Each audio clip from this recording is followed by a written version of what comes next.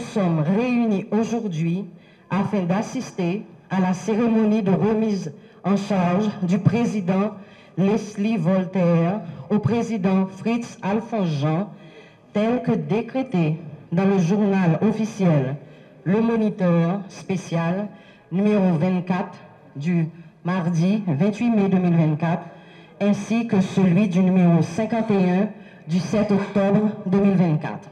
Que je vous donne lecture des dispositions de l'article 1 de la résolution du 4 octobre modifiant celle du 7 mai 2024 relative à la prise des grandes décisions. Article 1. La présidence tournante est ainsi modifiée. Du 7 mai au 7 octobre 2024, le conseiller président Edgar Leblanc-Fils. Du 7 octobre 2024 au 7 mars 2025, le conseiller président Leslie Voltaire. Du 7 mars 2025 au 7 août 2025, le conseiller président Fritz-Alphonse Jean. Du 7 août au 7 février 2026, le conseiller président Laurent Saint-Cyr.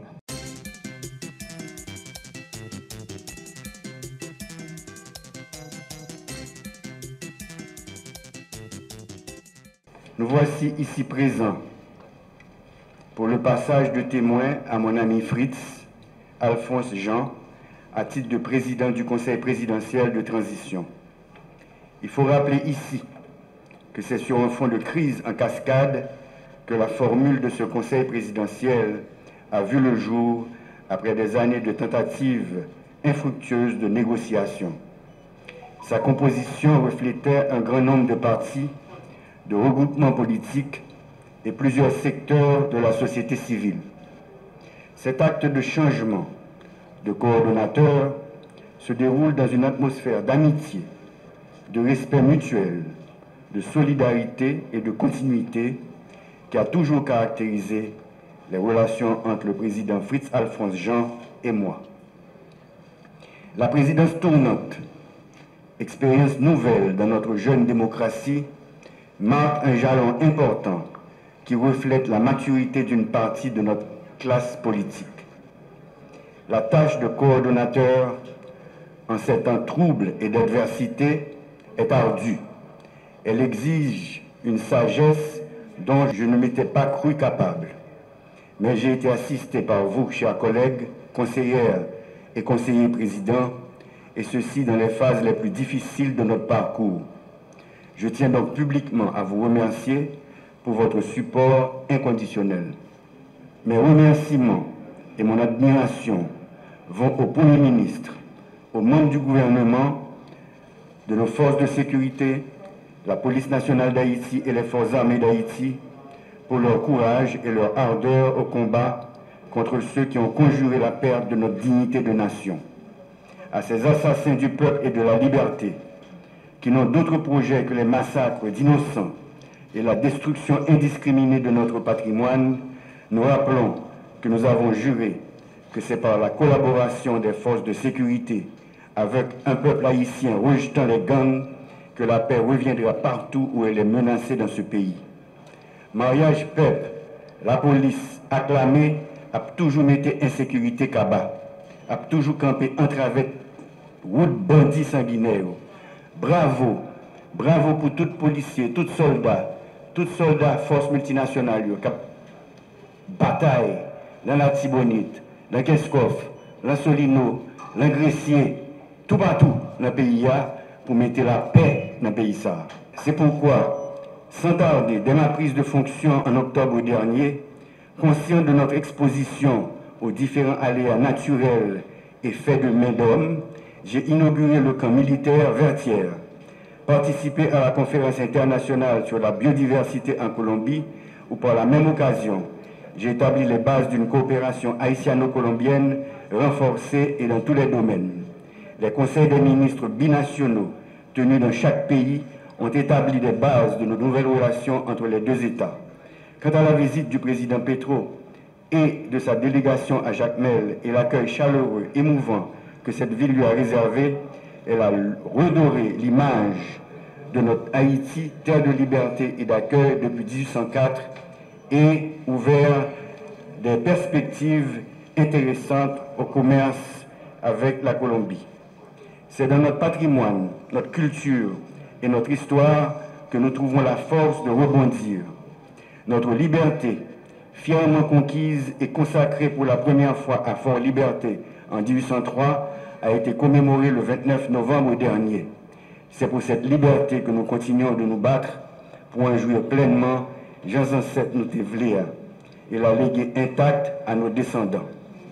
Mesdames, Messieurs, aux adversaires d'hier devenus partenaires d'aujourd'hui, nous offrons l'occasion de repenser une nouvelle forme de coopération pour un avenir radieux pour tous. Nous sommes donc prêts, de concert avec nos parents d'Afrique, nos voisins de la CARICOM et de l'Amérique latine, à envisager sereinement l'avenir avec les anciennes puissances coloniales, car nous devons en finir avec les erreurs du passé.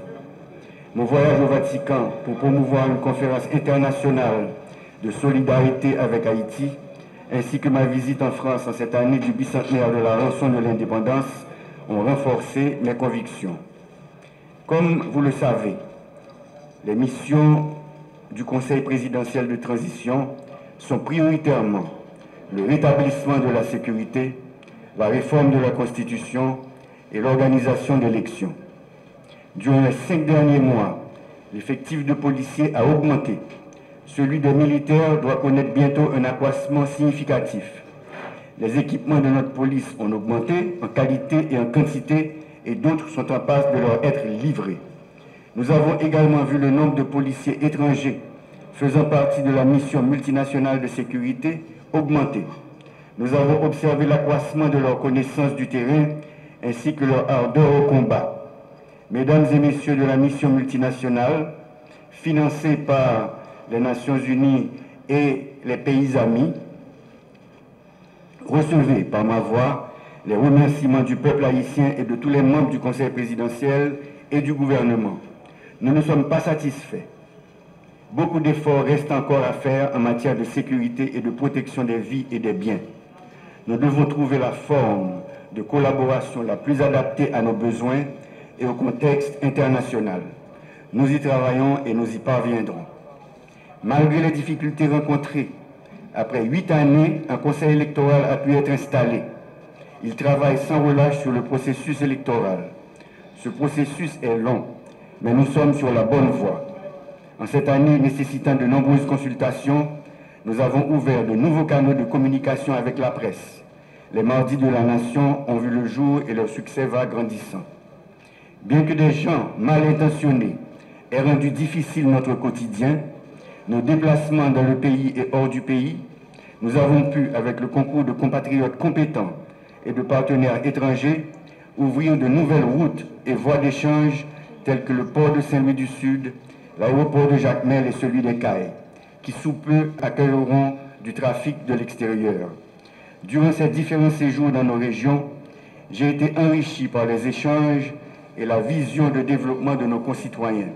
Il n'y a pas battre bas, il y a résister et puis il y a travail. Compliment pour nous toutes.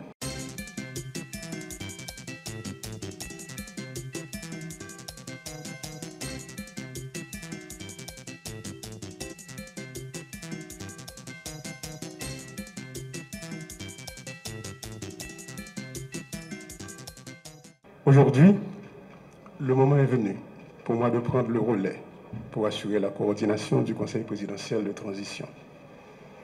Permettez-moi d'abord de reconnaître et de saluer les efforts de ceux qui m'ont précédé à ce poste. Cher ami Gadi, cher ami Leslie, merci. Je salue également les organisations signataires de l'accord de Montana qui ont placé leur confiance en moi pour les représenter au sein du Conseil présidentiel de transition.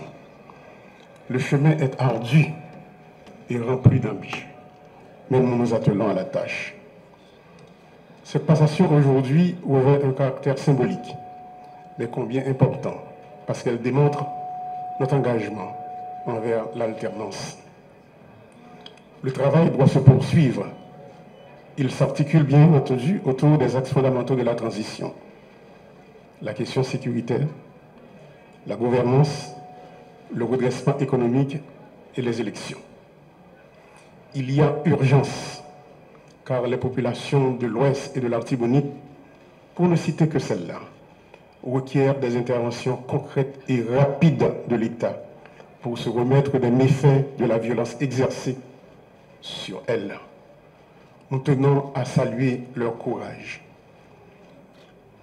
La violence est instrumentée par des trafiquants de tout acabit, drogue, organes et personnes, armes et munitions, sans oublier les entrepreneurs politiques et certains éléments du secteur des affaires. L'insécurité a créé des besoins additionnels et exerce une pression sur les ressources déjà insuffisantes que l'État devrait canaliser, par exemple, vers la santé, l'éducation, l'épanouissement des jeunes. Peuple haïtien, ça fait plus passer 20 années depuis ma parlé sous effondrement système économique noir, qui arrivait à créer tellement misère et inégalité sociale dans le pays pas noir. Et en 2016, les maps sortis dans le Parlement ont été annoncés combat sous gros défis, problèmes économiques et inégalité sociale. Moi, j'ai sonné l'ambition pour ça pas arriver dans le chaos cannibale, ça n'a vivre jeudi. Côté, certains monde qui dans le secteur économique et politique, ils mettent des armes dans la jeunesse pays, puis au fait, ça ils connaissent, pour détruire la vie avec bien, pour ces actions et traîner nous dans la honte ça que nous vivons jeudi. Jeudi, quand bombe ça nous arrive là, on kidnappé, femmes violées, en pile monde perdit la vie avec bien, en pile monde courir quitter le pays, puis aller prendre refuge dans l'autre pays. Nous obligés à dépenser en pile l'argent dans acheter balles et armes pour lutter contre gangs criminels toute qualité. La sécurité est notre plus haute priorité et nous devons absolument nous assurer de l'adéquation entre les dépenses, les défis, les actions qu'il faut mener pour les relever afin d'atteindre les résultats concrets. Le Conseil présidentiel de transition et le gouvernement doivent garantir que les projets des ministères s'inscrivent dans cette démarche et concourent à l'atteinte de ces objectifs. Dans le cadre de ce budget rectificatif, il faudra mobiliser les moyens qui permettront à l'État de satisfaire aux besoins de relèvement engendrés par les dégâts causés par l'insécurité sur les plans économiques et sociaux. Le Comité national de sécurité mis en place devra guider et orienter les forces de l'ordre et aura la charge de s'assurer avec elles de la pertinence du plan stratégique de sécurité. Parallèlement, il y a lieu de veiller à l'opérationnalisation, au renforcement et à l'harmonisation des services de renseignement à travers l'activation du décret portant création de l'Agence nationale d'intelligence. Sans un effectif adéquat, les forces de l'ordre ne seront pas en mesure de mettre fin à l'insécurité. Fort de ce constat, cette année même, plus de 3000 recrues seront formées pour combler le déficit en nombre de troupes sur le terrain, au niveau de la police et au niveau des forces armées d'Haïti. Les forces armées nous ont présenté un budget détaillé sur les actions qu'elles anticipent de mener. Monsieur le Premier ministre, le ministère de l'économie et des finances et celui de la planification doivent s'assurer de l'exécution effective de ce budget. Nous ne sommes pas en temps normal, il faut agir dans l'urgence pour éradiquer la violence. Il me plaît de vous informer qu'un protocole d'accord sera signé entre les forces armées d'Haïti et l'Agence nationale des aires protégées pour la mobilisation des agents des aires protégées dans la guerre contre les gangs armés. De plus, les démarches sont en cours pour un support aérien et maritime de façon à mieux protéger nos frontières maritimes et terrestres. De plus, il faut renforcer la Commission nationale de désarmement, de démantèlement et de réinsertion, comme d'ailleurs le souhaite le Premier ministre Alexis Didier-Fils-Aimé. Chers concitoyens, ma passion et population que nous sentons douleur, souffrance, désespoir, monde qui perd du famille, caille, travail, famille qui subit viol. Nous avons gourmé pour mettre fin dans ça et pour nous accompagner. Nous baisser bien bas, nous saluer et honorer résistance héroïque, monde qui empêche le pays à effondrer. Producteurs paysans, Madame Sarah, artisans, chefs d'entreprise honnêtes, fonctionnaires l'État, policiers et militaires honnêtes, organisations sous quartier. À profiter pour inviter tout le monde pour nous entrer dans la bataille contre la sécurité. Il n'y a plus de place pour les divisions. Il faut s'unir pour gagner la lutte contre l'insécurité. Au nom du Conseil présidentiel de transition, je renouvelle mon engagement pour établir la paix. Nous devons redonner l'espoir et jeter les bases d'un avenir de stabilité, d'équité et de prospérité partagée pour tous les fils et toutes les filles d'Haïti. Le déficit de gouvernance de l'État est l'un des points essentiels auxquels il faut s'attaquer. Il produit un effet néfaste sur la crédibilité de l'État auprès de la population, dans la mesure où il ne coïncide point avec l'établissement d'un terrain de jeu égal pour tous dans un contexte de capture de l'État par certains groupes. En résultent les dysfonctionnements que nous observons. Je crois fermement au rôle que doit jouer l'accès à l'information dans la promotion de la bonne gouvernance. Des mesures concrètes seront initiées pour la mise en place d'un système d'information ouvert au public sur les actions des différentes institutions de l'administration publique. L'appui aux institutions de surveillance, ULCC, CSCCA, CNMP, entre autres, sera maintenu. Par ailleurs, on a annoncé à la population qu'il y a des téléphones, un centre d'appel que Conatel va le mettre sous pied. Côté que il y a un téléphone dédié pour la DGI, un pour l'immigration et un autre pour la douane. Si il y a un client, il sentit pour une raison pour l'autre, il y a des abus qui a fait et il y a des magouilles qui a fait, téléphone ça a servi comme un téléphone d'alerte.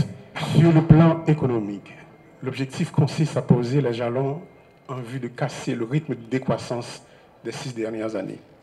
Pour cela, il faut soutenir la production nationale et stimuler tant la consommation que l'investissement en favorisant une approche régionale. La poursuite de pareils objectifs suppose d'abord la mobilisation des ressources domestiques. Celle-ci consiste un gage de notre engagement réel pour la renaissance de notre pays et serviront à amorcer la croissance. Par exemple, à travers des efforts de réhabilitation et de reconstruction. La violence a forcé bon nombre de nos citoyens à abandonner leur logement et à délaisser leurs activités productrices de recettes. Dans ce contexte, sur le plan humanitaire, plusieurs actions urgentes s'imposent. Parmi elles figurent le relogement des personnes déplacées internes, la constitution de structures d'accueil pour les déportés, le support nutritionnel d'urgence aux personnes en situation d'insécurité alimentaire. Notre objectif majeur demeure le retour à l'ordre constitutionnel. Aussi, conformément aux accords convenus et aux engagements pris, nous devons prendre des mesures concrètes pour préparer le rendez-vous du 7 février 2026. Sur les élections, par exemple, il faudra continuer à alimenter le fonds dédié à la tenue des élections et au CEP, financer les activités du comité de pilotage de la conférence nationale, œuvrer à la mise en place d'un vaste programme d'identification des Haïtiens. Il reste entendu que la concertation avec la société civile et la diaspora doit également se poursuivre. Et nous ne manquons pas non plus de faire appel à nos amis de la communauté internationale pour un appui au processus électoral.